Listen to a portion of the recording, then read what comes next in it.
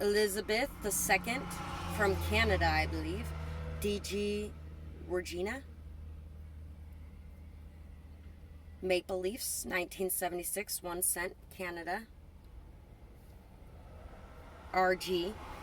So yeah, somebody really, there could be somebody who has a hit on their head. There could also be somebody who has others protecting them that they don't even know about as well. You're somebody who is a leader, somebody who is meant to be a source of strength, inspiration. People look to you. People look to you, and they look to you in a very high light. Where a kid can be a kid, 2003, Chuck E. Cheese's. You could also represent somebody that allows people to be their true self. You are somebody who loves people unconditionally. You allow people to be their true self. You allow them to express themselves. You allow them to really be who they are. And you don't expect them to have certain qualities or certain things about themselves to make them valuable to you. You are just like, people are people, and I'm a person, you're a person, everybody's a person. So let's see what kind of things you have been through here. Neglect, invisibility, it causes feelings of not belonging and unworthiness. So somebody has neglected you, somebody has made you feel like a wall ornament. Nobody puts baby in the corner. You could have somebody who's going to come in and say that here soon, who is going to tell other people who want to make you feel like you're nothing, that they're nothing. They have made you feel like you don't belong, like you're unworthy of life, like you are disgusting for who you are, like your beliefs are not worthy, like what you have to say is not worthy. People ignore you when you're talking, and everybody else can be a part of the conversation, but you're not allowed in it. They don't message you back when you get a lot of breadcrumbing, a lot of ghosting, things like that. Physical overpowering. Triggers fears of not being strong enough to escape, fears for life and for freedom, makes you feel alone and ashamed, and makes you feel like no one cares. My ex, we were in an argument one day, and I tried to escape him by running into the bathroom and closing the door, and he busted his way in there, and he wouldn't get out of my way. And I told him, if you don't get out of my way, I'm gonna jump out this window, because I feel trapped right now, and I don't want to be trapped. And so he tackled me down to the ground with his arms around me from behind. We ended up breaking my glasses. My glasses got all stuck in my hair with the tape that was holding them together, and I balled them into a ball and threw them across the room. And when he did that, it was fight or flight time. And I was trying my damnedest to get out of that. It was not okay that he did that in any way, shape, or form. That is actually a form of imprisonment against your will. And it really does. It makes you feel like you cannot get away. Like something really bad is going to happen and you can't get out of it. You can't get away. You can't. And then it also tears down your self-esteem and stuff like that, because now you know that if something like that happens, you can't get away because you just couldn't, right? So anyway, and then he tried to convince me, this is gaslighting. He tried to convince me afterwards that it was all for my protection because I was going to hurt myself. And I was like, no, I was very calm when I told you to get out of my way or I was going to jump out the window. And that window is 3 feet off the ground. So I wasn't going to hurt myself. I was trying to get away from you, who I felt like was going to hurt me, and then you did. So no, you can't blame it on me. So don't let other people make you feel like it's your fault either when they do this crap. Ghosting triggers self-esteem, self-worth issues, and abandonment issues. But these issues are all being triggered for you for a reason. They came from a source in the past. What source do they come from? And now, after you find out what source they come from, you also need to realize that this was a false conditioning. Yes, there are people that are going to treat you like that, but there are people that are going to treat you like you matter too. There are people that are going to treat you like a human being.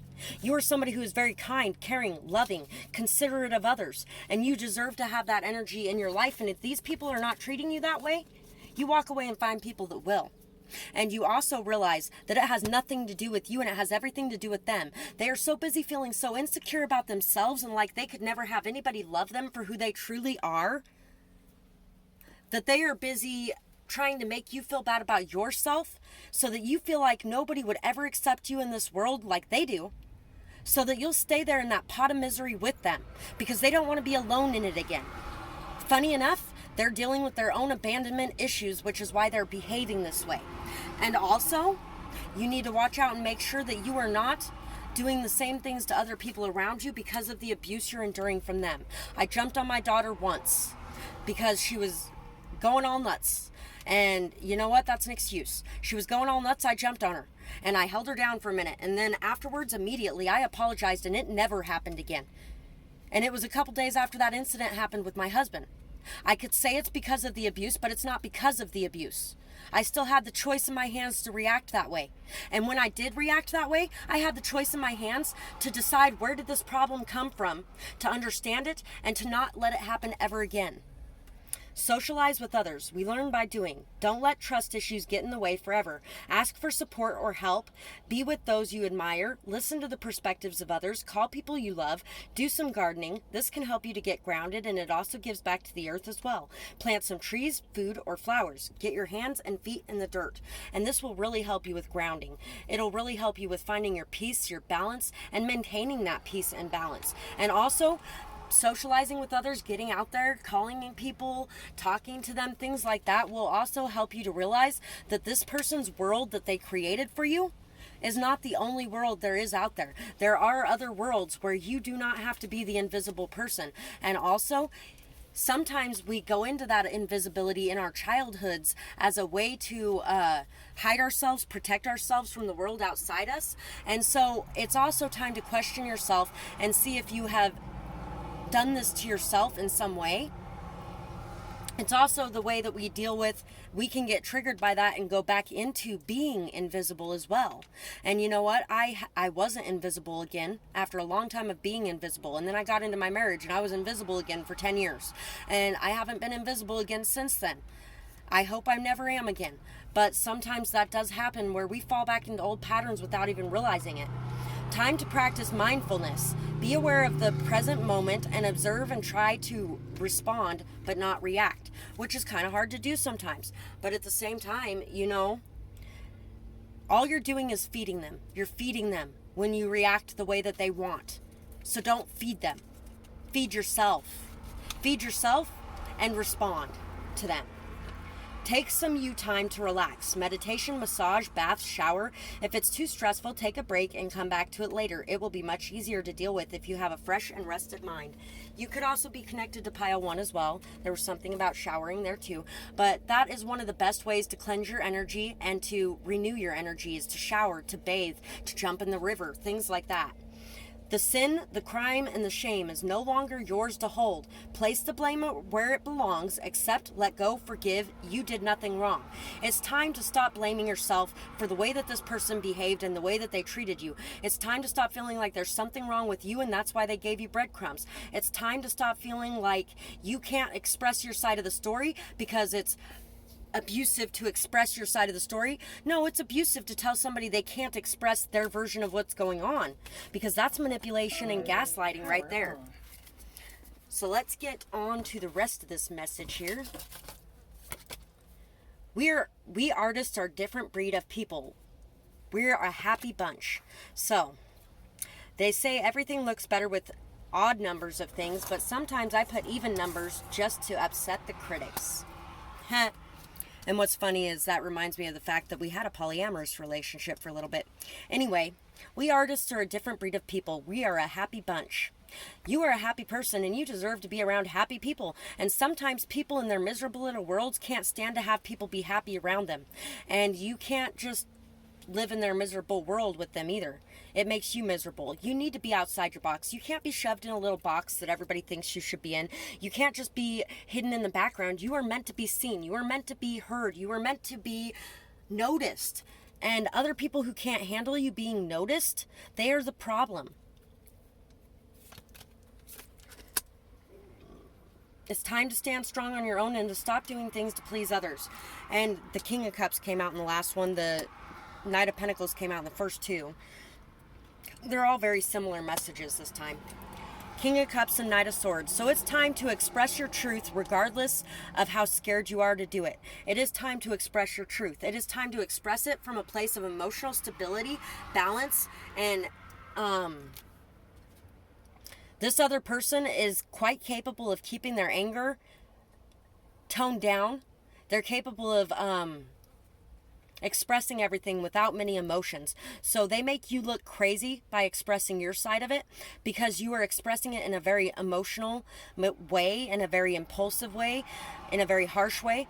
But now is the time to learn from that and grow, and it's time to express your truth without being afraid of what is going to happen when you do. And that's how you express it, from a state of stability and peace, not caring what others think, not caring what they have to say, not caring what they're going to do. You just express you and do you, and know that you are going to be loved by the right people, even if you aren't loved by the ones you want to be loved by.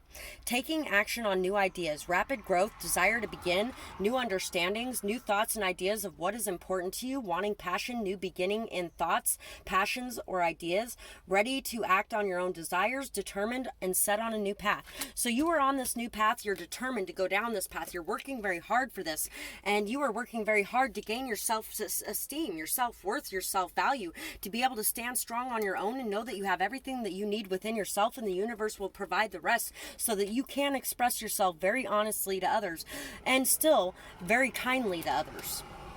Making a stable offer, new ideas of loyalty, solid offer, committed, seeing opportunities, abundance, sees only you, ready to start. So once again, if you were drawn to pile 1, go watch that one as well. Somebody really wants to make a solid, stable offer to you, or you are wanting to make a solid, stable offer to somebody else. And here's the thing. Forgiveness. Forgiveness was one of the things that we were focused on up here, right? Forgiveness and being able to accept people as they are and being able to understand. And you know what? Some people do change. If nobody ever changed, guess what? I wouldn't be here today, because I've changed thousands of times. And there may be somebody from your past that wants to come in and wants to express this and wants to take action to make a solid offer, or you may want to do this to somebody in your past as well. And here is the time where you look at it and you understand what this is.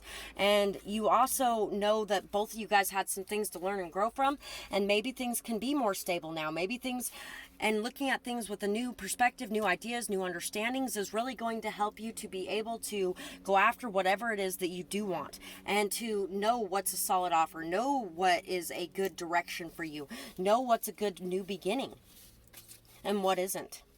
Embrace the blessings that life is bringing. Let go of a lack mentality. Throat chakra, be confident, assertive, and unafraid of expressing your truth to the world. Communicate from a place of love, empathy, and healthy boundaries. Also, the heart chakra would be really good for you to work on for this pile as well. Being confident, assertive, and unafraid. We got all this blue over here, and I was talking about expressing yourself, especially those things you see or know inside, but also being discerning. Embrace the blessings that life is bringing and let go of the lack mentality. Know that you have everything. You have everything. You don't have nothing, you have everything. And in the past, it may have felt like you had nothing because these people took away everything from you that was important or good to you and made you feel like it was your fault. Follow your intuition. Quiet your mind so you can see its guiding light. It's time to quiet yourself. It's time to find that peace, that stability on your own, and to really center in and listen to what is coming into you in your heart and not in your fears or your anxieties. Be confident, be unafraid, and express those things. So that's what I have for this pile, and I really hope that you guys enjoyed this reading. I would absolutely love to hear what you have to say about it in the comments below, whether or not it resonated, what you might be going through, all that kind of good stuff. And I hope you guys have a beautiful night or day, whatever it is, wherever you are when you're watching. Bye bye, guys.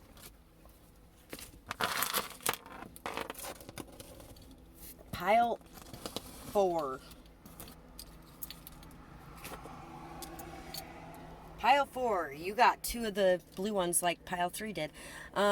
You are somebody who is very good at divining, very good at seeing things others miss. You are very passionate, very connected to your heart as well.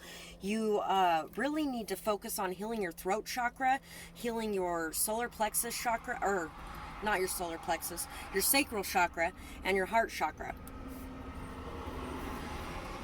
Although if you feel drawn to pile 1 or 2 and you've experienced some emotional abuse or physical abuse or bullying, anything like that, then that's what they had to do with. And solar plexus chakra was in both of those, along with the root chakra and heart chakra. So anyway, what should you be focused on right now? Going with the flow, not making something out of nothing, really listening to your imagination, listening to your intuition, trusting in it, watching for the signs and the synchronicities around you, cloud gazing, stargazing, things like that. Taking the things you see as symbolism. Taking heart, John 16:13, John 3:16.